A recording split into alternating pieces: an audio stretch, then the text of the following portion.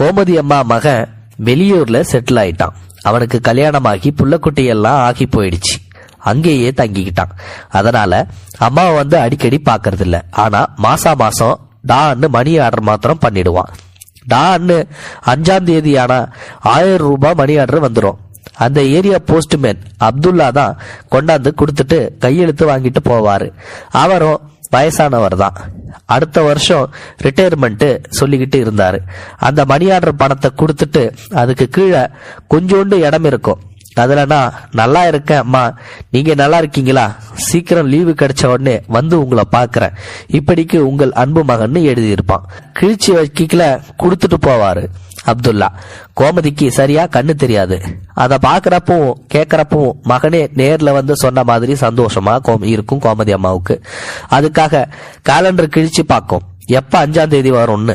அப்துல்லா கையில காசு கொடுக்கும் போது வாங்கிட்டு அவருக்கு 10 ரூபா கொடுக்கும் கோமதி அம்மா. அவரு வேணான்னாலும் விடாது. நீயும் என் மக மாதிரி தான், அவன் என்கிட்ட பேசுறது இல்ல, அவன் எழுதுனத வாசிக்கும் போது உன்னோட வடிவத்துலதான் என் மகனை நான் பாக்குறேன்னு சொல்லும். அவரால் தட்ட முடியாது. அதனால அந்த 10 ரூபாயை வாங்கிக்குவாரு. அது பாட்டுக்கு பணம் வந்துட்டு தான் இருந்துச்சு. கோமதி அம்மாவும் சந்தோஷமா வாங்கிட்டு பழப்ப ஓட்டிக்கிட்டு இருந்துச்சு. அந்த மாசம் பணம் வரல. என்னன்னு தெரியல. அப்துல்லா கிட்ட கேட்டுச்சு பணம் வரலையான்னு. அவரும் சொன்னாரு வரலன்னு. கேட்டதும் கோமதிக்கு கண்ணு கலங்கிடுச்சு. என் மகனுக்கு என்னமோ ஆச்சோன்னு. அதே நேரத்துல அந்த காசை வச்சுதான் ஒருவேளை கஞ்சினாலும் பொழப்பு ஓடிக்கிட்டு இருந்துச்சு. அதுவும் நின்னு போச்சா? இனிமே நான் பட்டினி தானா இல்ல தெருவுல கையேந்த வேண்டிய நிலைமை தானான்னு கோமதிக்கு ஒரு எண்ணம் வந்துருச்சு. வயசு 80 ஆகி போச்சு. கண்ணும் தெரியாது. இத அப்துல்லா கிட்ட சொல்லியும் புலம்புச்சு, போய் நல்லா பாரியா அப்படின்னு. ஆனா அப்துல்லா சொன்னாரு, இன்னைக்கு வரல, ஆனா நாளைக்கு வரலாம், போஸ்ட் ஆபீஸ் 3 நாள் லீவு, நாளைக்கு பார்க்கலான்னு சொன்னாரு. அடுத்த நாள் அப்துல்லா சந்தோஷமா வந்தாரு. வந்து காசு கொடுத்தாரு. அப்புறம் வழக்கம் போல வாசிச்சு காமிச்சாரு. கையெழுத்து கேட்கல. என்ன கையெழுத்து வாங்காம போறீங்கன்னு கோமதி கேட்டவொன்னே ஆமா அம்மா மறந்துட்டேன், கையெழுத்து வாங்கிட்டு போறேன்னு சொல்லி அப்புறம் டான்னு 5ஆம் தேதி வழக்கம் போல காசு கொண்டாந்து கொடுத்தாரு. பழப்பு ஓடிக்கிட்டு இருந்துச்சு. திரும்ப பிரச்சனை மணி ஆர்டர் வரல. அப்போ அப்துல்லா கிட்ட கோமதி கேட்டுச்சு என்னன்னு. பிரச்சனை மணி ஆர்டர் வரலையா, என் மகனுக்கு என்ன ஆச்சுன்னு தெரியலையேன்னு அழுதுச்சு. மணி ஆர்டர் வரும், கொஞ்சம் லேட் ஆகும்னாரு அப்துல்லா. கோமதி கையில காசும் இல்ல, சாப்பாட்டுக்கு வழியும் இல்ல. என்ன பண்றதுன்னு தெரியல. அப்துல்லாவும் சரியா பதில் சொல்ல மாட்டேன்றாருன்னு. அப்பா ஒருத்தர் சொன்னாரு, எங்க ஊர்ல இப்படித்தான் வந்த மணி ஆர்டர் பணத்தை அந்த ஊர் போஸ்ட்மேன் வாங்கின மாதிரி கையெழுத்து போட்டு அவரே அமுக்கிட்டாரு. அப்புறமா சம்பந்தப்பட்ட ஆளு போஸ்ட் ஆபீஸ்ல கம்ப்ளைண்ட் கொடுத்த பின்னாடிதான் அந்த போஸ்ட்மேன் அலறி அடிச்சு வந்து பணத்தை கட்டினாருன்னு. கோமதிக்கு ஒரு மாதிரி ஆகி போச்சு. அப்துல்லா அப்படி செய்வாரான்னு சந்தேகம். சரி, அவர்கிட்டயே கம்ப்ளைண்ட் பத்தி பேசி பார்ப்போம், அவர் என்ன சொல்றாருன்னு கவனிப்போம்னு அன்னைக்கு அப்துல்லா கிட்ட கம்ப்ளைண்ட் கொடுக்க போறேன்னு சொல்லி பார்த்துச்சு. கோமதி அவரு அப்படியா, கம்ப்ளைண்ட் என்கிட்ட கொடுங்க, நான் கொண்டு போய் சேர்த்துடுறேன்னாரு. இது என்னோட திருடங்கிட்ட சாவியை கொடுக்கறதான்னு யோசனை வந்தாலும் கொடுத்துதான் பாப்போமேன்னு அவரை வச்சு எழுதி அவர் மூலமாவே போஸ்ட் ஆபீஸுக்கு கொடுத்துருச்சு கோமதி அம்மா. ஒரு வாரமாச்சு, பதில் ஒண்ணும் இல்ல. அப்போ கோமதிக்கு சந்தேகம் வந்துருச்சு, இவர் கொண்டு போய் கொடுத்தாரா இல்லையான்னு.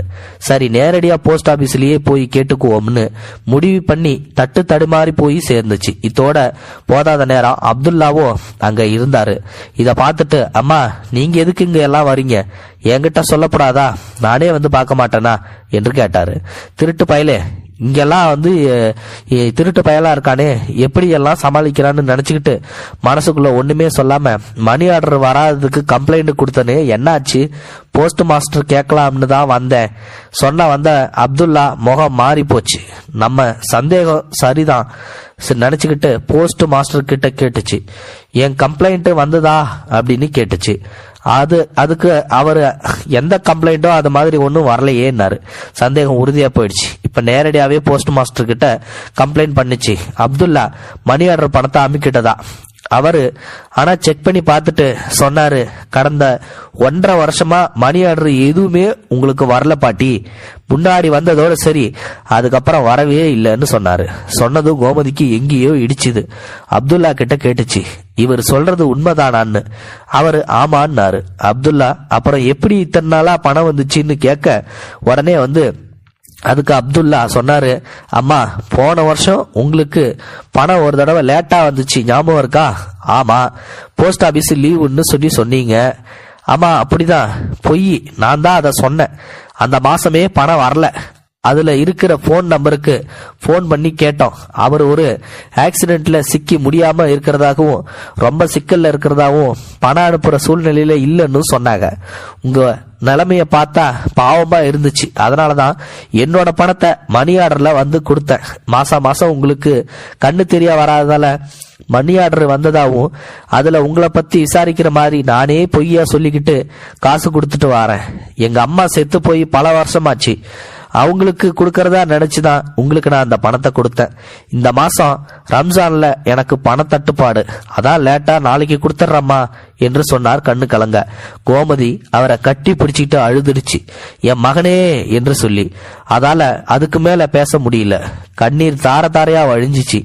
உன்னைய போய் சந்தேகப்பட்டேடா சாமி, எனக்கு சாமி நல்ல கதியை வந்து கொடுக்காது, என்னை மன்னிச்சிரியா. காலில் விழ போச்சு.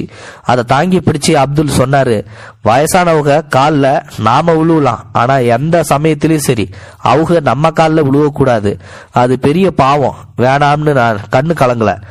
பார்த்துக்கிட்டு இருந்த போஸ்ட் மாஸ்டர், அடுத்த மாசத்துல இருந்து கொஞ்சம் நானும் பணம் தாரேன்,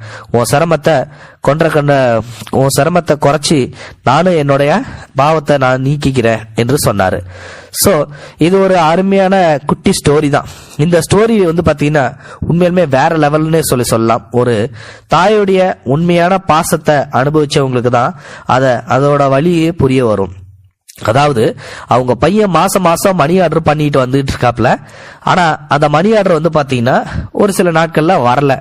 இப்போ அந்த மணி ஆர்டர் கொடுக்கறாரு பாத்தீங்களா போஸ்ட்மேனு, அவர் வந்து என்ன பண்றாரு, பாவம் இந்த பாட்டி கண்ணு தெரியாம இருக்காங்க, நம்ம அம்மாவை தான் நம்ம கடைசியில ஒழுங்கா பார்க்கல, இந்த அம்மாவையாவது நம்ம அம்மாவா நினைச்சு வந்து கொடுப்போம் அப்படின்ட்டு அந்த 1000 ரூபாய் பணத்தை இவர் மாசானா கொடுத்துட்டு இருக்காரு.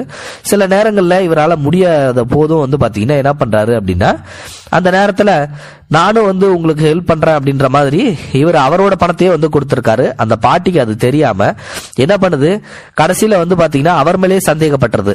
இந்த சந்தேகப்பட்டு கம்ப்ளைண்ட் கொடுக்க போறப்பதான் தெரியுது, இந்த மாதிரி உங்களுக்கு 1.5 வருஷமாவே பணமே வர்றதில்ல, மணி ஆர்டரே வர்றதில்ல, ஏன் நீங்க வந்து தேவையில்லாம இங்க பிரச்சனை பண்றீங்கன்னு போஸ்ட் மாஸ்டர் சொல்லிடுறாரு. அதுக்கப்புறம் தான் உண்மையே தெரிய வருது, ஐயோ இங்க எல்லாமே வந்து நம்ம தப்பா நினைச்சிட்ட மாட்டேங்க, பாவம் அந்த பையனை சந்தேகப்பட்டமே அப்படின்னு சொல்லிட்டு.